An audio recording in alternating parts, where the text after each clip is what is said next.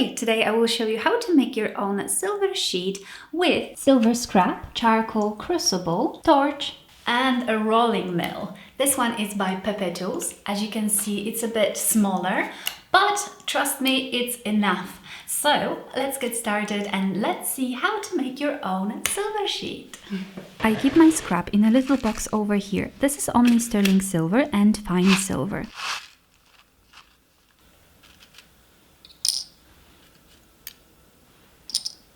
I will pick some pieces, just a small amount to get started and see how the melting goes. Let's see how much this amount is. You can check each time and make notes of how much scrap you need to produce a certain size of the metal sheet. Charcoal crucible is great because it reflects the heat. I was going to use a ceramic one, but Alea from Pluvial Fern, who recycles her own silver all the time, recommended charcoal.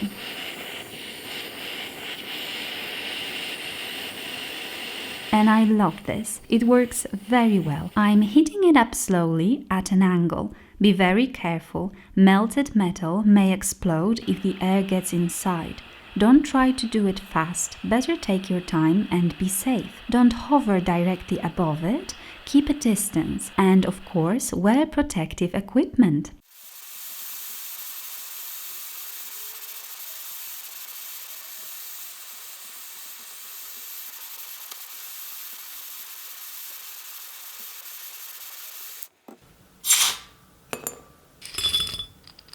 I tried with larger amount of silver too.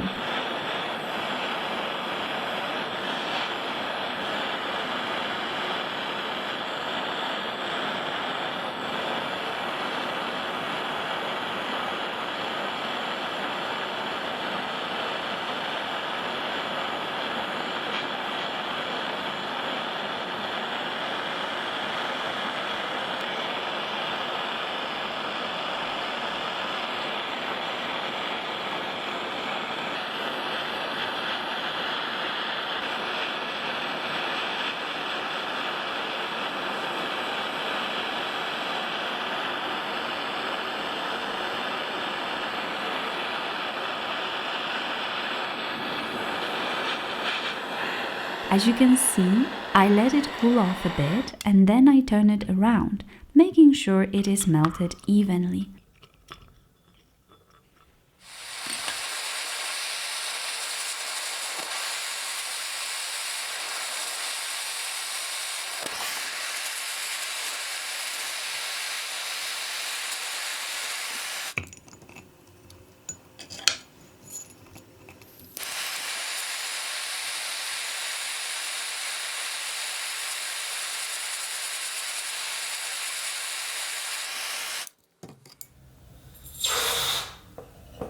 I'm only using a little hand torch, but still I was able to produce 2 decent ingots. Now let's move on to the rolling mill. The one I'm using here is by Pepetools. This is a 110mm combination rolling mill. Combination means that there's a flat area and grooved area on the rollers where you can make wires, half round and square ones. Total size of the rollers is 110mm, of which 57mm is the size of the flat area we will be using today. I will be using these top gears to adjust the height of the rollers and their opening. To make the metal sheet, I will need to close the gap between the rollers a little bit each time. Knowing how much you adjust the gear for each turn helps with the precision and makes rolling a bit easier. I usually adjust the rollers just a little bit each time, so I don't need to use a lot of force when rolling. It's just easier for me this way. It may prolong the process, but I'd rather not pull my muscle. I noticed that it also helps to minimize breaking of the metal on the edges. I also anneal the sheet between rolling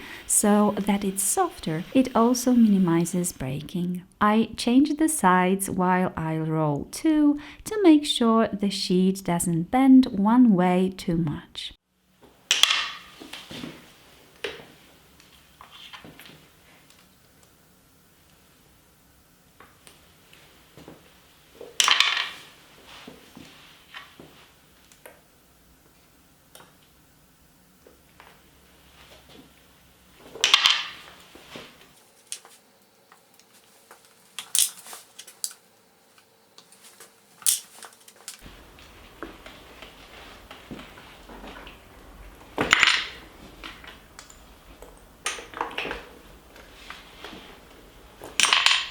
It is a hard work though, especially if you're out of shape like I am right now. You can use calipers to check the thickness of your metal sheet. I pickled my metal so that it's clean from oxidation, and that's how it looks like now. It's not big, but there are 3 different sizes and thicknesses, and this will be extremely useful. I will store it in a little container over here, and I can access it anytime.